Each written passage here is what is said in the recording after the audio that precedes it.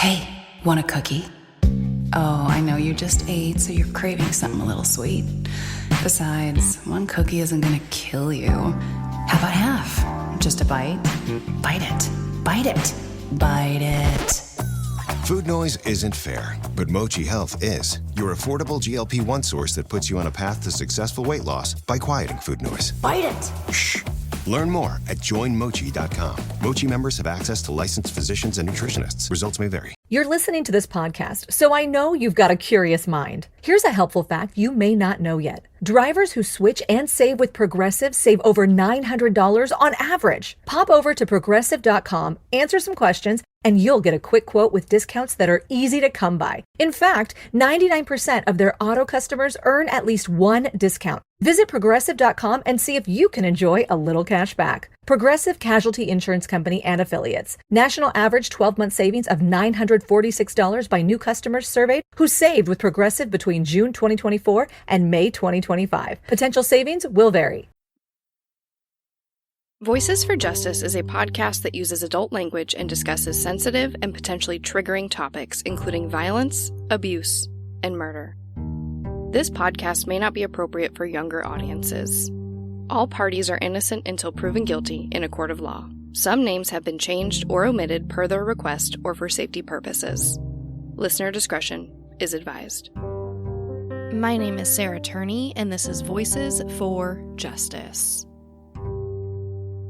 In this episode of Voices for Justice, I speak with Tad DiBiase. Tad was an assistant United States attorney in the District of Columbia for over 12 years. In January of 2006, he prosecuted the second no-body homicide case ever tried in D.C., and he has been passionate about no-body homicide cases ever since. In fact, Tad has not only compiled a table of over 500 no-body murder trials in the U.S., dating back to the 1800s, but he also wrote the book, No Body Homicide Cases, a practical guide to investigating, prosecuting, and winning cases when the victim is missing. And on top of that, he teaches courses on this subject. This passion and hard work has rightfully earned Tad the title of the No-Body Guy, and he is truly a leader in his vertical. Although someday I'd love to get Tad's opinion on Alyssa's case, at this time we only discuss no-body homicide cases in a very general sense. And I learned a lot, including that the conviction rate for no-body homicide cases that go to court is 86%. A staggering 16% above the 70% conviction rate for homicide cases that have recovered remains of the victims. But aside from some very interesting statistics, we discuss what can make a no-body case very strong in court, jury selection, how he feels when people say no body, no crime, the future of no-body homicide cases, and so much more. So without further introduction, here is my interview with Tad DiBiase, the no-body guy. Hi, Tad. Thank you so much for being here. Sure. Thanks for having me, Sarah. Of course. And for anyone who doesn't know who you are or what you do, can you give me a brief overview of your career and what you've done in the past and what you're known for? Sure. So my name's Tad DiBiase, and I guess I'm known for being the no-body guy, which is I've spent probably the last 10 to 12 years of my life studying no-body murder cases, that is, cases where the victim's body is not found. And I started becoming interested in that topic when I was a prosecutor with the U.S. Attorney's Office in D.C., and I was given a no-body murder case in sometime late 2004, early 2005. And when I started investigating it, I was trying to find out if there were other cases in D.C. that had gone to trial where there hadn't been the victim's body. And I discovered one other one from the early 80s. But I also discovered when that case had gone to trial, there was a conviction, it had gone up on appeal. There really wasn't much information about it, even in the appeal. So I started looking at other jurisdictions and trying to figure out how many other no-body murder cases they had been, whether they had anything in common, what was sort of what I call the quantum of evidence you needed in a case, mostly because I was trying to figure out if my case could go to trial And then I just really became fascinated by the topic because I realized there wasn't much information collected about no body murder cases. So at that point, I decided to sort of anonymously post some things on the internet about the cases and a chart I had built. And then ultimately, my case went to trial. We got a conviction, and I left the U.S. Attorney's Office probably about a year later and went to another job that was not a government job. And I decided at that point to kind of come out of the shadows and say who I was in running the website. And since that time, I've spent a lot of time consulting with police and prosecutors about no body homicide cases, and then also talking to the press about the cases, and then finally doing a class that I teach on no body murder cases that I teach to police and prosecutors really across the country about how to best investigate these cases. And then I also wrote a book that came out in 2014 on the same topic. It's kind of a practical guide to how to investigate, prosecute, and win no body murder cases. So that's kind of my background. I was with the U.S. Attorney's Office for about 12 years. And now I am an attorney for another government agency. And so I don't professionally do any prosecution or investigation. It's kind of a sideline. I like to say it's more than a hobby, but less than a job. Yeah, I would really love to know also what makes you so passionate about it. I mean, it's very obvious from your website and from your work that you've spent a lot of time compiling all these statistics and, researching these cases. So I would love to know the why behind what you do. Sure. I think it's a couple of elements. One, when I was a prosecutor, the only type of prosecutor I was interested in being in was a homicide prosecutor. That was really why I went to law school to become a prosecutor. And then I discovered, really, even before I became a prosecutor, that I was really interested in homicide cases because to me, that's the ultimate crime. And then once I became a homicide prosecutor, I discovered if a murder is the ultimate crime, a no body murder case is the ultimate homicide because it's the hardest and most difficult case to prosecute. So I became very interested in no body murders. I think one of the things I mentioned earlier was I saw that there really wasn't much of a collection of information about these cases anywhere. And so that became interesting to me. And I'm also someone who likes to count things. I'm very numerically oriented and a little bit anal retentive. Like I've written down every mile I've ever run since seventh grade. So I really like to keep track of things and count things. So I just started counting the cases. And I remember when I was at the U.S. Attorney's Office, a colleague of mine who had investigated a no body murder case, but it had never gone to trial. He gave me a memo a law clerk had done with maybe 50 or 60 cases from around the country. And I thought, oh, wow, I can't believe there's that many of them. And now, we're up to 356 or so that have gone to trial. And I think finally, the last reason why I think missing persons cases are very difficult for the family. And every no body case really starts off, for the most part, as a missing person case. And I think those cases tend to be under investigated often by police departments because they're not typically treated as homicide cases. And I've always felt a real compassion and a sympathy for the family of victims from my time as a homicide prosecutor in DC, and really some of my fondest memories, even during these very difficult cases, was the reaction of the family of the victim afterwards, and the happiness and appreciation. Even if I didn't win the case, I've never had a family that was mad at me. Even when I lost a homicide case, people always appreciated you making the effort to really give a voice to these people who were disappeared. And it's uniquely difficult for the families in no body murder cases, because at least in a traditional murder case, you're able to grieve, you're able to have a body, you're able to have a funeral or a memorial service, and you really don't have any hope that the person is still alive. And in a missing person case, even when it goes to a no body murder, there still is always rightfully that little bit of hope that maybe the person really isn't dead. And it becomes difficult because they don't have a body, they don't have a way to properly grieve. And I think, unfortunately, I really understand that more because I lost my wife in March to a long-time illness. She was a long-term brain tumor survivor. And it is very important to me. We're having the funeral in another week. I see the importance of that ceremony and knowing that you're kind of closing the door, the chapter on that. And I always felt that intuitively for my family of the victims, but now I really feel it, sort of strongly myself. And I see now how it's even more difficult if you don't have a body to have that final closure.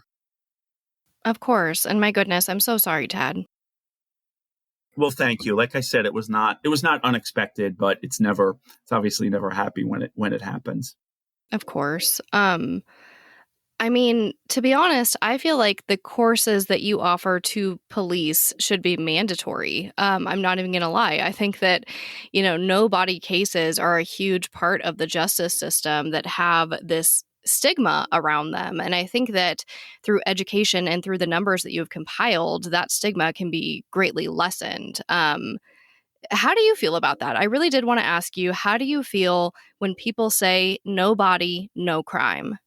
I think that's a really good point, Sarah. And I would actually say, I think more so the case, if I were to do my course and to make it mandatory, I would make it mandatory for prosecutors, because I tend to find that the sticking point in the criminal justice system for bringing a no-body case, unfortunately, tends to be with my former colleagues, prosecutors, that I've very rarely found, with a few exceptions, detectives and police officers who don't want to try and bring a case. It's usually the prosecutors who say, we don't have enough, I can't bring this case, no-body cases are difficult. And I think you make a very good point. I think there's a layman's perception that if you don't have a body, you can't possibly make a murder case out of it. And I think that attitude is slowly changing. I like to say that it used to be 7 out of 10 citizens said you couldn't have a murder trial without the body. And maybe over the last 10 years, we're only down to 6 out of 10. Because one thing that's really interesting, if you look at the cases on the table on my website, where I list all the no body cases that have gone to trial in the United States, and I try to find them all. I don't know that I have them all. It's something like we're at 536 or something like that. What's interesting is half of those cases have gone to trial since the year 2000. So you're talking 536 cases that go all the way back to the early 1800s. Half of them have occurred in the last 20, 21 years now. And I think that's really telling, and it means that people are bringing these cases more. People are more understanding that the cases can be made. And what's interesting, too, the conviction rate on a no-body murder trial is running right now about 87, 88% conviction, which seems counterintuitive, because you think if these cases are so hard, how is it that the conviction rate is higher than a regular murder case, which is about 70%? And the answer to that, I think, is really twofold. One, prosecutors and police only take the strongest no-body murder cases to trial. So you're already starting out with a case that's probably fairly strong, because otherwise the defense is so obvious. We don't even know if she's dead. And I think the second reason is most no-body murder cases involve people in some type of what I call domestic relationship, which can either mean husband-wife, ex-husband, ex-wife, boyfriend-girlfriend, parent-child. Those are the kind of 3 most common scenarios. Over 51, 52% of all no-body murder cases involve a relationship between the two people that is either a close familial relationship or a close sexual love relationship. And so when you have cases like that, the suspect is often very obvious. If you have a woman who is dead, who has recently been in a bitter divorce with her ex-husband, the suspect is often obvious. It doesn't mean that the husband did it, but it's a lot easier in those cases once they are the evidence is gathered and it does point to the ex-husband. It's a lot easier to bring that case to trial, because everyone kind of knows if this person is missing and there doesn't seem to be any sort of lifestyle reason that would cause them to have maybe possibly more murder suspects. Are they a drug user? Are they a sex worker? Those types of things. Sometimes when the suspect is obvious. And I say that, and I always add the caveat, I'm not saying those cases are more important, where it's, a woman who's a wife, works, has children, doesn't have any contact with the criminal justice system. Those cases aren't more important than when it's a sex worker or someone who maybe unfortunately was a drug or alcohol abuser. But the pool of suspects tends to be much smaller in the first type of case than in the second type of case. And sometimes that can lead to greater investigative leads than in a case with maybe a sex worker, and you have to figure out, well, who was she with? And we're trying to figure out who this wider circle, who might be a viable suspect in that circle.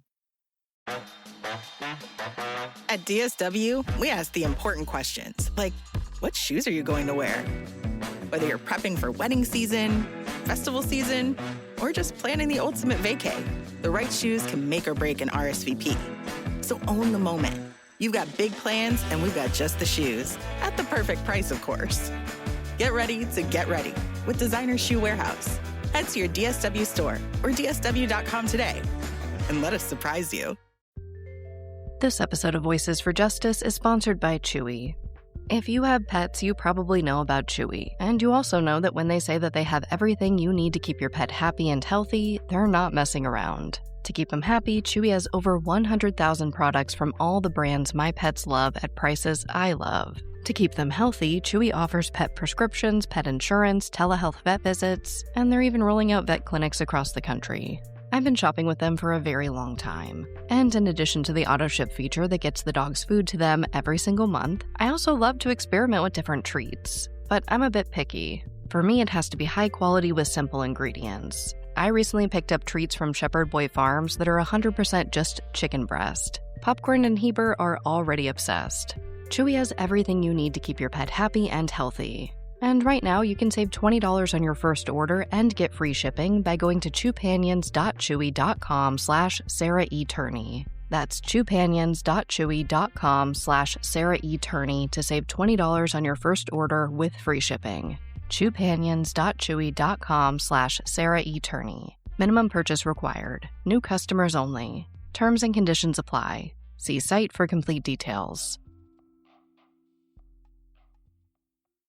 Of course. And we do know that, the perpetrators of crimes are most likely related to the victim in some type of way, not familial related, but they happen to know them in some type of way in most cases, is my understanding, though I am no expert like you. No, that's absolutely true, Sarah. I mean, that's who you start off looking at. And there certainly are stranger on stranger, no body murders, but they're relatively rare.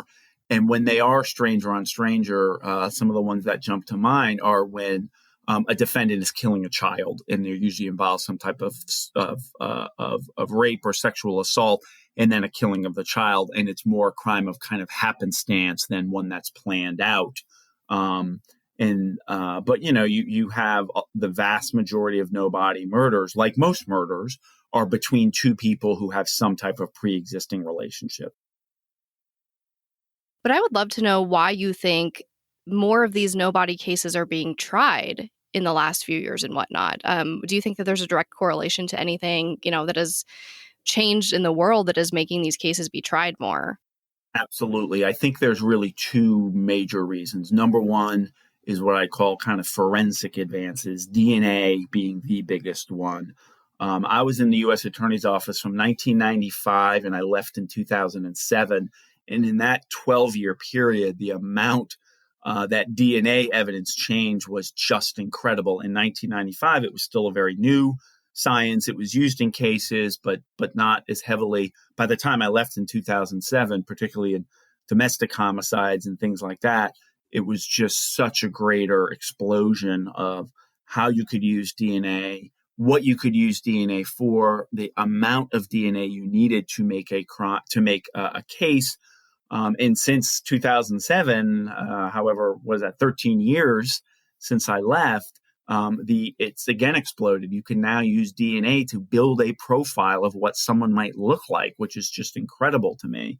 So that's probably reason number one.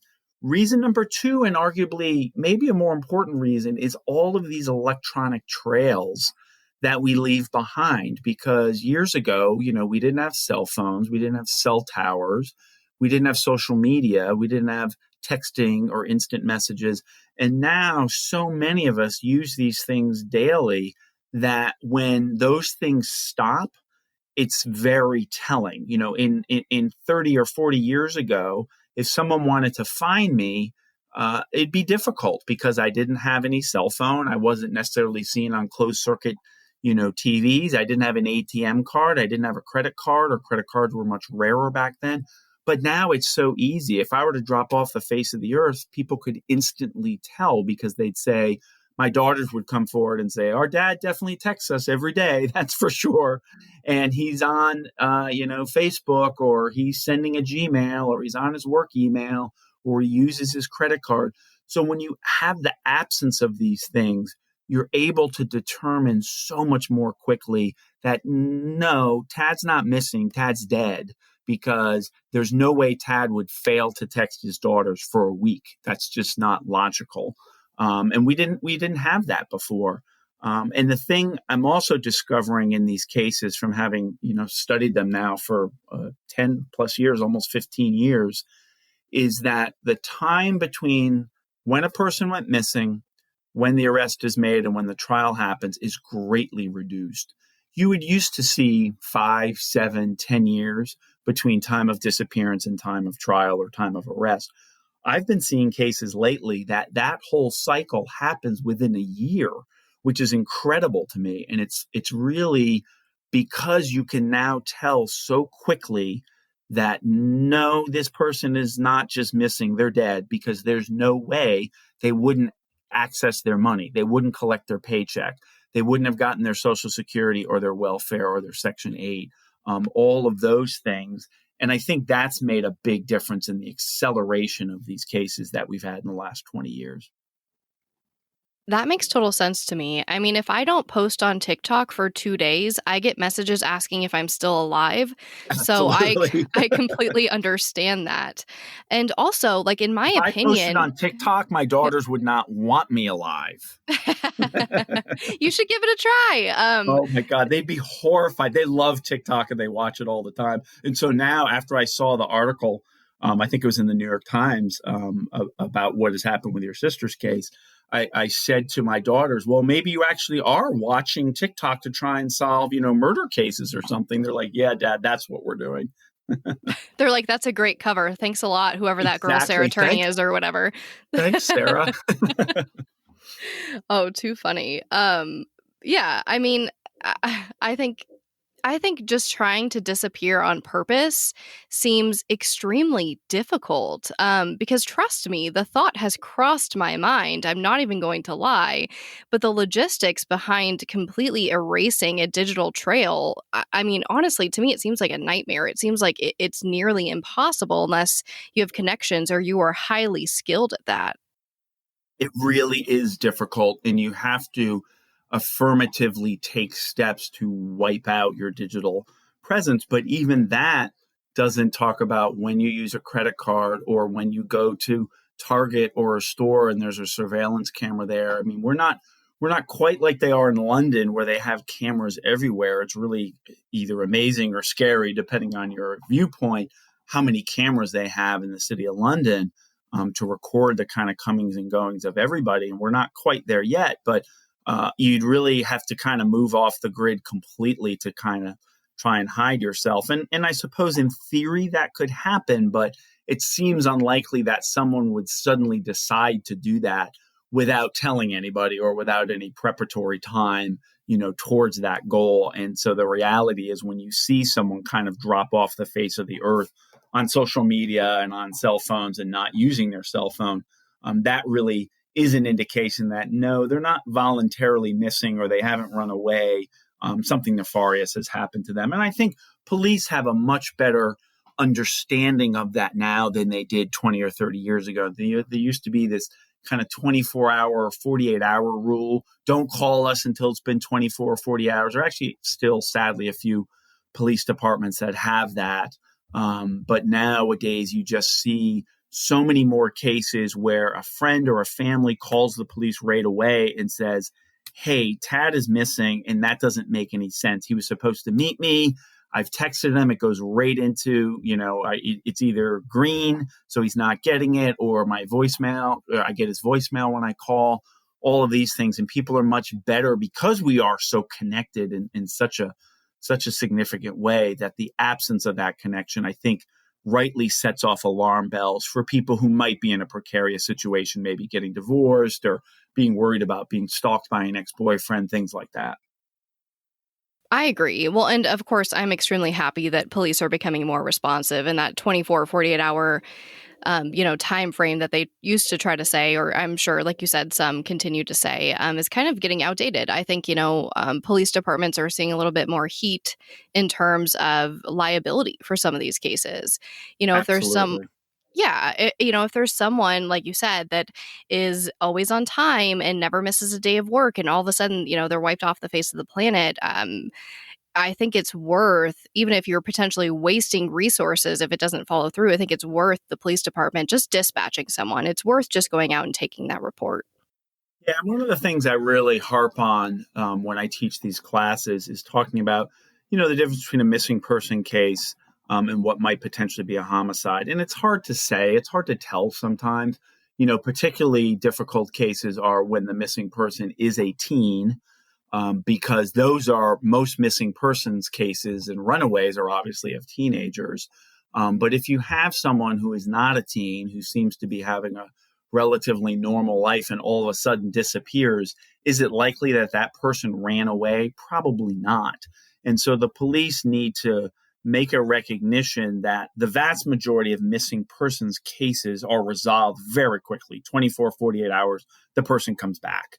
And it's also understandable that when the person is a teenager, it's probably a little more likely that they've run away rather than something nefarious. Not always the case, but often the case. But if you have someone who doesn't fall into that category, you need to immediately think about, should we treat this as a homicide, not as a missing person? Because one of the arguments I've always made is you have different people investigating in a police department, a homicide versus a missing persons case. Generally, your homicide investigator or your top investigators, your most experienced investigators, not always, but generally. And if you treat something like a homicide and the person shows up, yay, that's great, they showed up. But if you treat something as a missing persons case and it turns out to be a homicide, you may not have taken the first initial steps and the very important investigative steps, like in the first 48 hours, like the TV show, right? You got to get a lot of stuff done in that first 48 hours because that's the critical time. And if you're treating it like a missing persons case, you're not necessarily going to take the same investigative steps you would if you were treating it like a homicide case. Yeah, exactly. I mean, and of course, I'm under the mindset of better safe than sorry. I think of, the variety of calls that police get, ranging from my neighbor is loud to I saw something to, everything in between. And I don't understand what the hesitation is to just dispatching an officer to take these types of reports, or just putting in the same effort for a missing person that they would for a shoplifting complaint. I just don't understand that disconnect, but I'm hopeful that it's getting better. It is. I mean, I like to think that hopefully anyone, who went to my training classes would know right away that you have to make some judgment about cases. And there will be ones that still fall through the cracks. And I think, unfortunately, the ones most likely are with teenagers missing, because that's kind of a fraught area to figure out. Are they a runaway? Is there some other, thing going on? But certainly in the non-teenager cases where there's not been a history of any type of disappearance, to me, it says from the beginning, you shouldn't really treat it like just a missing persons case. You should figure out if this is something more nefarious. Maybe don't send a homicide detective, but think of it as more than just a missing persons case. Because like you said, if you're wrong, okay, fine, the person showed up and yay, everybody's happy. It's better to be over-investigating that case than under-investigating that case. I couldn't agree more. And I just hope that everyone starts to go through your course so that they can feel the same way. Yeah. I don't charge for it. So whatever some departments charge for it, but I don't charge anything. So it's free. You can invite me and I'll do it for free. That is amazing. Like, to be totally honest, that is amazing. The amount of hours and dedication that you've put into this to offer these services for free for literally just the greater good of the world. I think you're amazing, and I'll never stop saying that. Well, thanks. Don't compliment me too much, because there are some ethical constraints in my daytime job that make it a lot harder to charge. But I've never charged. I mean, I don't feel like charging, state and local or federal police agencies. It just doesn't make sense to me, because most of them can't afford it. So I do always offer it, for free. And obviously my expenses like flying there or whatever are covered, but it is free, and I'm happy. I've done it for even as small as one police department, and then as large as entire state homicide investigator associations. And I enjoy doing it. I enjoy kind of spreading the word about it. And then I usually get some follow-up cases to consult on, which is also free, by the way. The only thing I make any money off of is my book, which is not much. But so the consultations are free too. So I always like to get out the word on that, you get what you pay for, but I don't charge anything to consult on individual cases either. I still think that is incredibly generous of you. And I hope that, this podcast, this interview can at least spread to one other department, if not more. Right. That'd be great. I'd love to get some calls off it to say someone, heard me on a podcast. And I've been on a few podcasts, and I'm a huge fan of podcasts. So I think it's particularly in the true crime area, there's a lot of really good ones now. And it's always nice to get out more information about, to departments and people who may be family members of missing people and people maybe they believe are murdered, to get that word out. Because lots of times I'm contacted by families, and what I always tell them is, you have to contact the police department, because I don't call police departments on my own. But if families call and say, hey, I talked to this guy and he'd be interested in helping out in your case, and here's his, bona fides and his website and all that. And I've gotten plenty of cases that way. And it's really, to me, it's a great way, because the family's kind of advocating, and the police are trying to work with the family, which they always should be trying to do. And then they'll take up on calling me, and then it's kind of on my own of, helping them. And I think I've had very few police departments that have turned down assistance, maybe twice. And they really didn't even necessarily turn it down, but they weren't willing to give me the whole case file, which is typically what I need to be able to really help on the case. Sure, which I understand that. I'm sure that some cases are just so tricky and there's so much information that they just can't divulge everything. And that's the thing too, is like every case is just so different. So I know that it's hard to get, a general sense of what is best in these cases, but I did want to ask you if there was any type of ideal situation or ideal conditions in which you've seen these no body cases go to trial. Like, I guess what I'm asking is there any type of ideal circumstantial evidence that you would, love to see for these no body cases? This episode of Voices for Justice is brought to you by Quince. I've been trying to be more intentional about what I wear each day. I'm leaning into pieces that feel effortless, comfortable, and still put together. And Quince has been my go-to. The fabrics feel elevated, the fits are flattering, and everything just works without overthinking it. They use premium materials like 100% European linen, organic cotton, and ultra-soft denim. And the best part? Everything is priced 50 to 80% less than similar brands. They work directly with ethical factories and cut out the middlemen, so you're paying for quality and craftsmanship, not brand markup. I recently just ordered their tiered linen dress, of course in black. I wanted to pair it with one of my favorite pairs of brown wedges. The problem was, I didn't have a brown purse. So I got that from Quince too. It's one of my favorite outfits. It's easy, effortless, and feels amazing, especially as we're getting a little bit warmer here in Phoenix. Refresh your everyday with luxury you'll actually use. Head to quince.com/justice for free shipping on your order and 365-day returns. Now available in Canada too. That's QUINCE.com/justice for free shipping and 365-day returns. Quince.com/justice.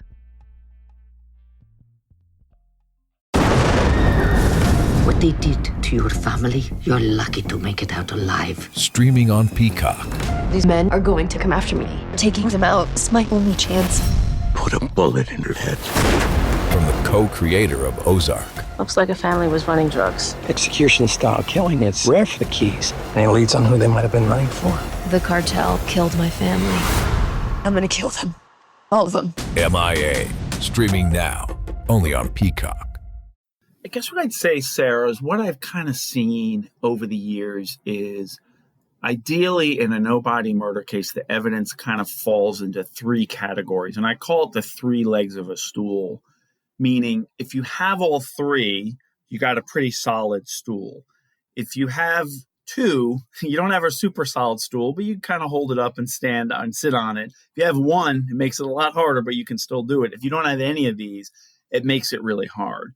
And the quantum of evidence are these three. First is what I would call forensic evidence, and that's a pretty broad category. It clearly means DNA, but it can also mean cell tower records, cell phone records, blood spatter, hair, fiber, trace evidence, even some of these areas that scientifically have come under a lot more attack recently than even DNA has. The DNA science is pretty well accepted. Most of the attacks have to do with how scenes are processed and how unknown substances are processed or known substances are brought into the case. And so that's kind of the best part that you'd want in any case is some type of scientific forensic evidence that you can point to. The next most common part in a no-body murder case is what I call confession to friends and family. And that is the suspect or the defendant told someone about it. It could be someone he's close to. It could be a family member. It could be a jailhouse, informant. Then the last leg of the stool is confession to the police, because you do actually have cases where people confess to the police. Believe it or not, there are people who actually have consciences and feel guilty about it and end up, telling the police. The best no-body murder cases have all three of those types of evidence. The case that I tried in DC actually had all three of those. It was of the 20 homicide cases I took to trial, the no-body murder one was the strongest one. I mean, we had a confession to the police. We had a confession to friends and family. We had forensic evidence. So we really had a very strong case, even though we didn't have the victim's, body. And so you do see other types of evidence in no-body murder cases, but it's rare. You don't generally have an eyewitness, for example, because as you pointed out earlier, a lot of these no-body murder cases are some type of domestic relationship, husband and wife, boyfriend, girlfriend, parent, child. And in those relationships, there tends to not be a third party observing. If a husband and wife are fighting, there's not usually a third person there because they're fighting in their house. Maybe their children are there or something like that. But eyewitnesses tend to be the exception rather than the rule in no-body murder cases. So those three legs of the stool are what I look for to see. Now, that said, if you don't have any of those, you can still make a case. It'll be harder and it'll be a more challenging case, but you can still make a case. But that's what I'm looking for, because those are the types of things you see most commonly. There are other common things in no-body murder cases. You often see things such as cleaning up, an indication at the scene. You might see something with bleach being used, or you might see carpet being thrown out, being cut and thrown out, a mattress thrown out. You see a lot of these things. Typically, you also see, particularly when it involves a defendant who is in a relationship with the missing person, typically a woman, because most of our victims are women. But you'll see the defendant or the suspect, what I call moving on too fast. All of a sudden, he's got a new girlfriend, and you're like, dude, you were just in a relationship a month ago, and now you're off with someone new. So you'll see that. You'll often see the suspect throwing out, getting rid of things belonging to the missing person. Well, if they're missing, how do you know she's not coming back and going to want her ring or her pocketbook or her cell phone, and you're tossing all that shit out? And so those types of things are also things that are very common in no-body murder cases. And the last thing I'd say is lies. It's very interesting. I have found in my career that as a law enforcement person, become so accustomed to lies that we don't really think much about them, and we don't consider them almost much evidentiary value because you're so inured to people lying. When my daughters were little, I remember one day I came home and my daughter said, "What did you do today, Daddy?" And I said, "I sat at my desk and people came in and lied to me all day," because I'd been interviewing a lot of witnesses. And that's literally a normal part of either a police officer or a prosecutor or a detective. That's a normal part of your day. You pull people in and they lie to you.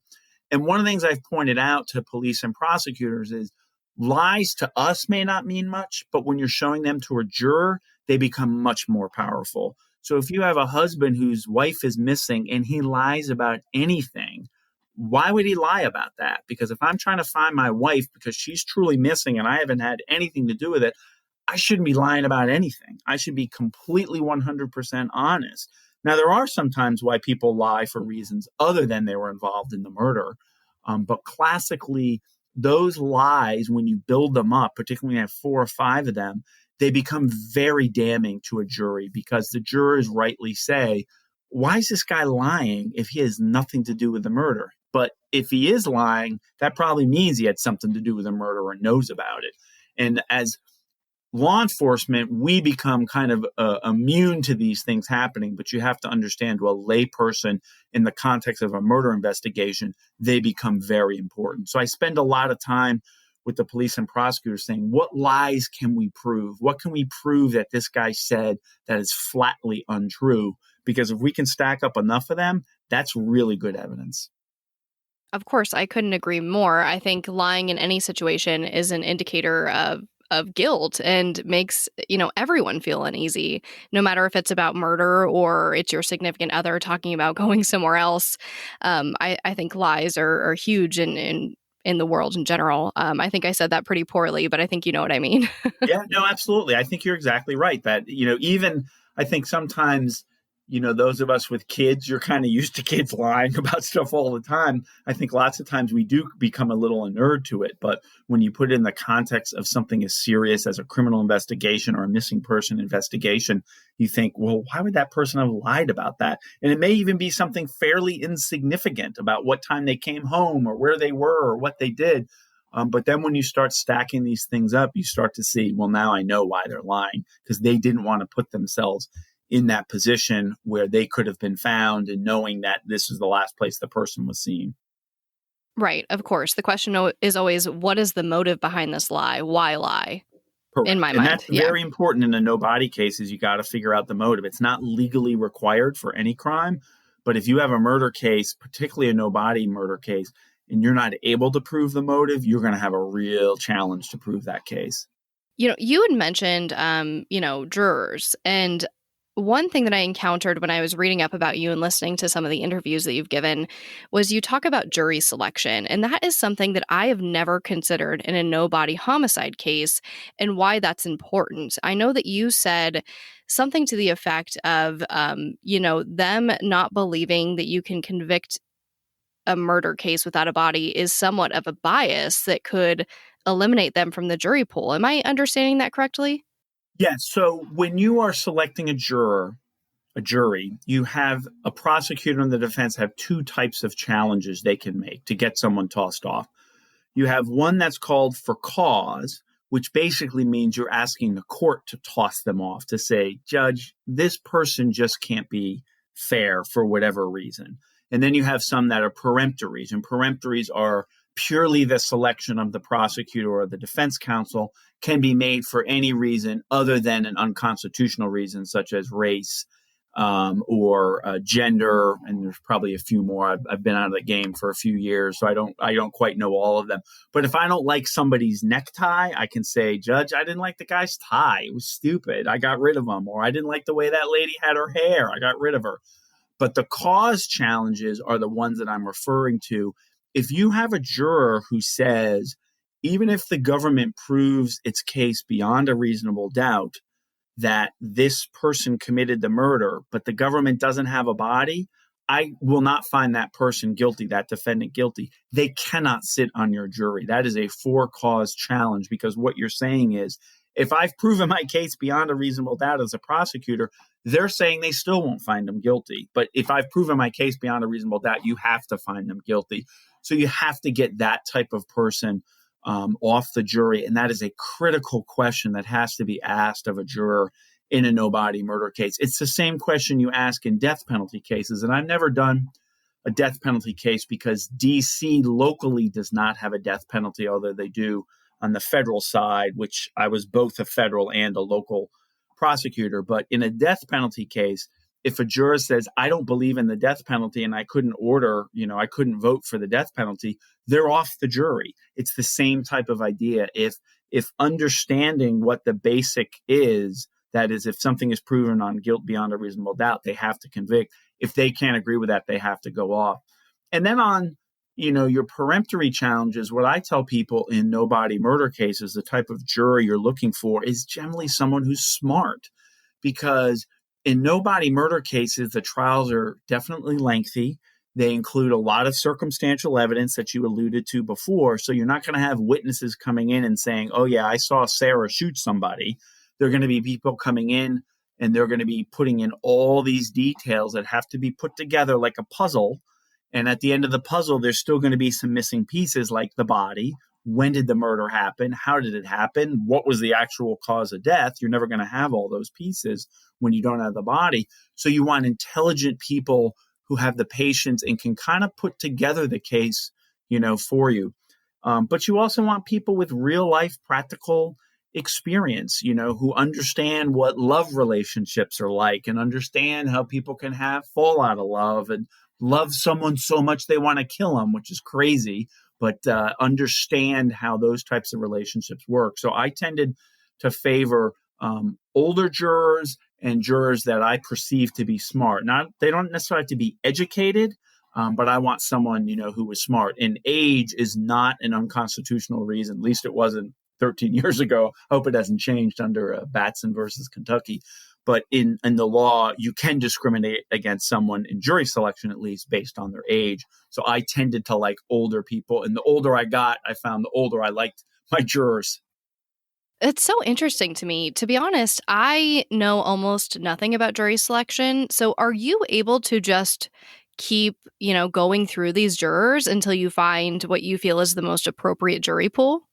Well, you only have, in like my jurisdiction in D.C., I think we had 10 peremptories, which is a lot. That's probably higher than most jurisdictions. So after that, it was kind of a guessing game, because you had to figure out, do I want to save one peremptory so that if there's someone I really hate, I can get rid of them, or do I want to use them all? So it was a little bit of an art, to picking a jury. But in D.C., at least, you had a pretty decent ability to shape it the way that you wanted to have your jury. Now, that said, once people get in that box, it's kind of unpredictable what they're going to do. And a lot of jury picking is based on stereotypes. And I don't mean that in a negative way. I don't necessarily mean people making stereotypes based on race, but, stereotypes on, this person has a brother who's a cop, so they're probably pro law enforcement. Well, maybe not, or this person is a professor at a college, so they're probably really liberal and they're going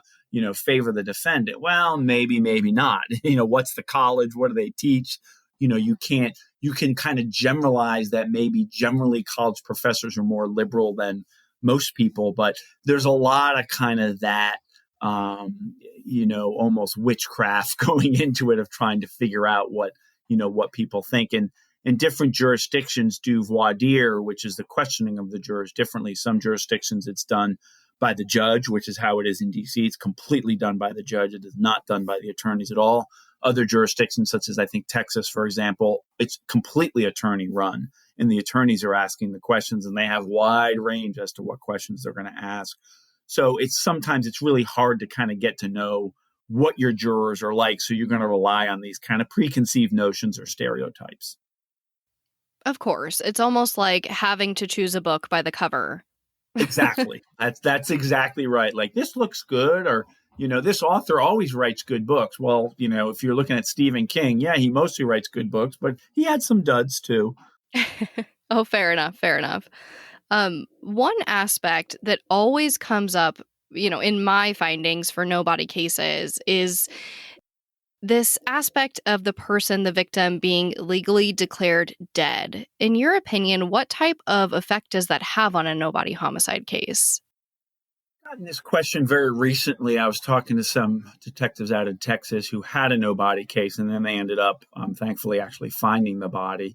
And so that was one of the questions they had, was whether getting either the medical examiner or the coroner to declare the person dead made a difference. And I honestly think it doesn't make much of a difference. I think it's maybe a little bit of a help, and maybe one juror would be persuaded. And it used to be the case in certain states you had to wait like 7 years before you could be declared dead for insurance purposes.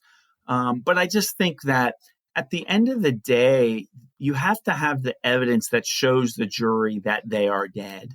And having a certificate from the medical examiner or an insurance company or whoever it is, I don't think honestly adds that much, because that doesn't speak to the facts. It only says this is some certificate, and we don't necessarily know what did the medical examiner base it on or what did the insurance adjuster base it on. It's just here's a piece of paper that says, so-and-so life insurance company says they're dead, or this medical examiner says it. I think it's really more critical to have the facts behind you that show in court why the person is dead. Right. That makes total sense to me. And it's my understanding that it does not take much to get someone legally declared dead if they've been gone for a few years. Yeah, I think sometimes in some jurisdictions it's almost automatic if there's no record of any contact with a person after 3 years, 4 years, 7 years, whatever it is. And I've seen it done in cases. And what I tell detectives is, if you can do it, get it, great. Maybe it convinces one juror, and that's all you need. You've saved your time of having to convince that juror otherwise. It never hurts to do. But I think don't ever think that by doing that, you're going to have to lessen your quantum of proof to show the person is dead, because simply putting on a certificate or even some testimony from a medical examiner who's just going to say, well, it's been 7 years and I understand no one's heard from her. That's not enough. And it's certainly not enough because, of course, the critical piece is not just proving that she's dead, but proving that the guy sitting over there in the defendant's chair is the one who did it. Right. Yeah, that makes total sense to me. I think the last thing I had here on my list of questions is, what do you see the future of no body homicide cases being? I think the future to me is really promising because we're getting greater forensic advances, more, we're able to do more things with DNA from smaller pieces. And this whole idea of electronic privacy and all of that is fraught for many reasons. A lot of us may not like that, Google knows so much about me, or Apple or Siri.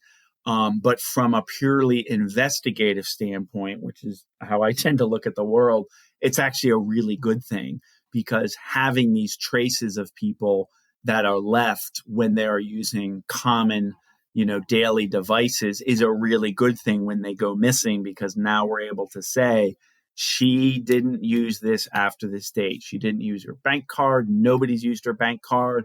We checked with Siri. She wasn't home. We've downloaded everything that Siri listened to and recorded. And so I think what that means is it's going to be easier to make cases, because it's going to be easier to say this person is not just missing, they are actually dead. And I think that's a good thing. I mean, there's obviously downsides to that loss of privacy, and I'm not discounting those, but from a selfish, no body guy perspective, I think the future is actually bright. And my hope is we'll be able to make more cases. And my hope is that we'll be able to go and make some cases that have been around for years of missing persons. I feel very good about new cases going forward, of any people who are going to disappear and be murdered. I feel more confident about those cases, as horrible as that sounds.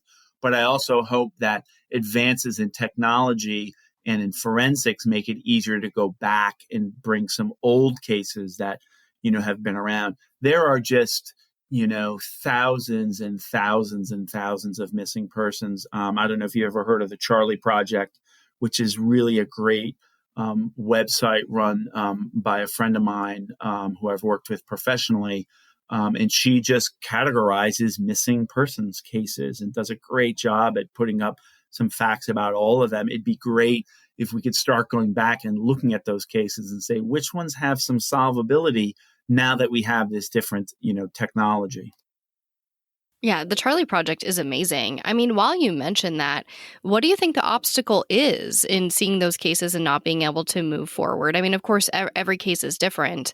But, you say that there's thousands of cases that could potentially be solved. When you see these big databases, what's the obstacle? Is it time? Is it resources? Is it attention to the case? I think it's probably a combination of all those. Time is very difficult. If a certain amount of time has gone through, you just lose so much evidence. The show 48 Hours is kind of a fun show to watch. And they have this thing where if in the first 48 hours, you don't solve it, it goes down 50%. Well, I know on good authority that was actually kind of a made up stat.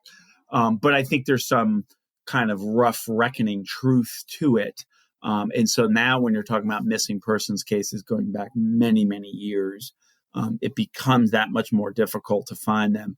Resources is a good question because, unfortunately, our murder rate in the United States, even though it's dropped significantly since the 1960s and 70s, is still very high compared to any other developed country. So our current homicide prosecutors are really overwhelmed with cases. In most places don't have a cold case squad, but even if they do, it's hard for them to pick out the cases where if I have a case, I know someone died because I have the body, and I have a case where I don't even know if someone died because they're just missing. It does make it harder in the allocation of resources, to do that, to figure that out. But I am hopeful as new technologies, come on board. I do think it's a good thing. There seems to be a real interest now, as compared to years ago, in true crime, in looking at cold cases and solving cases, Reddit, and the murder squad and all these things that kind of try to crowdsource things. I think those are really good. They have their drawbacks and they have to be done very carefully so that, people aren't just tossing out names of people and slandering and libeling people. But I do think it's good if we can take advantage of this interest in these types of cases right now, because now it's certainly a hot time for this topic, and it'd be nice to see if we can make some progress on the backlog. Like you said, I think that there are definitely downsides and upsides to this big true crime wave, but hopefully more upsides than downsides. Yeah, I think there are. I mean, I hope it lasts, mostly for selfish reasons that I enjoy. As I am a true crime aficionado, not just because professionally that's my kind of area, but I just tend to be very interested in those types of things. So I hope it does. I hope it does last, and I hope there's some good lasting effects coming out of it. I'm hopeful because of people like you, to be totally honest. You give me so much hope. The fact that you are so knowledgeable and experienced in this field and that you just care. As a family member of a victim, that is really, really important to me. So I thank you. Well, thanks. And it's exciting to me that obviously your sister's case, we're not going to talk about it much, but just talk about that there has, been an arrest, and it was a case that happened a long time ago. So that gives me hope that there are police and prosecutors who are looking into these cases.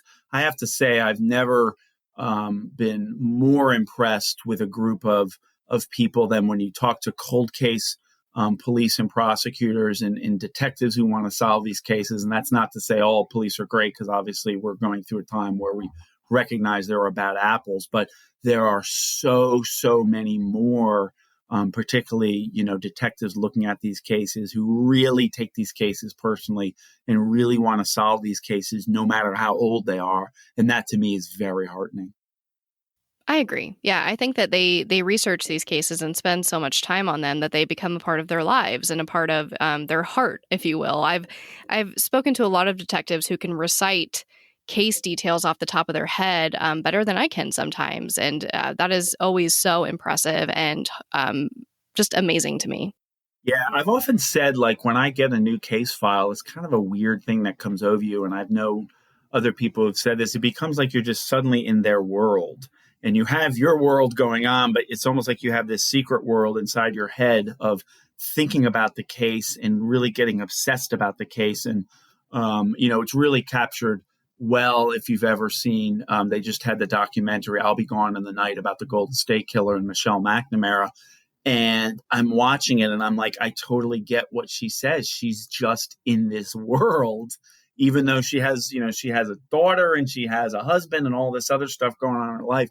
You just become consumed by this world and you imagine that you're there thinking about, well, what would I do? And what do these people look like? I totally got it when she was talking about that. It really kind of spoke to me to say, oh, I thought I was the only weirdo who really created these worlds in my head when I was into a case and when I was really digging deep into a case, it really does happen. You become part of that world. Yes, I feel like reading a case file is almost like reading a murder mystery in which it's up to you to solve, which I don't mean to oversimplify it. And of course, it's not as glamorous as that. But that, like you said, you imagine what these people look like, and then you have to do further research. And yeah, I think that it really does envelop you, but in the best way, especially when people have good intentions like Michelle McNamara. Right. Absolutely. And that's, when looking and trying to solve it is really the key. And I think there's a lot of people who are trying to do that. And I think that's good. As long as people are focused with the right energy and having good intentions, I think it can really be a net plus. Well, before we close out and I ask you to tell everyone where they can find you, is there anything else on No Body Homicides that you think people should know that you wanted to touch on before we close out? I don't think so. What I would encourage, any of your listeners who do know about cases, to let me know, because I'm always interested on my Twitter feed at the Nobody Guy, to try and follow these cases and tweet about them and then follow them. I used to blog, but I guess nobody blogs anymore, so I just tweet about them instead. And then you can find my website at www.nobodymurdercases.com. It's very easy. It's very obvious what my website is about. Yes, you are definitely the Nobody Guy, and I will have all of that linked in the show notes for everyone. And again, just thank you so much, Tad. I seriously can't thank you enough for coming on here and for doing what you do. You are definitely a hero to me. Well, thanks, Sarah, and I wish you the best of luck with your sister's case, too. I have to, of course, extend a huge thank you to Tad DiBiase for taking the time to speak with me about No Body Homicide cases. All of his links are in the show notes, but I definitely encourage you to go check out nobodycases.com and give Tad a follow on Twitter. I also have to extend a huge apology for completely messing up Michelle McNamara's name in this interview. But as always, thank you, I love you, and I'll talk to you next time.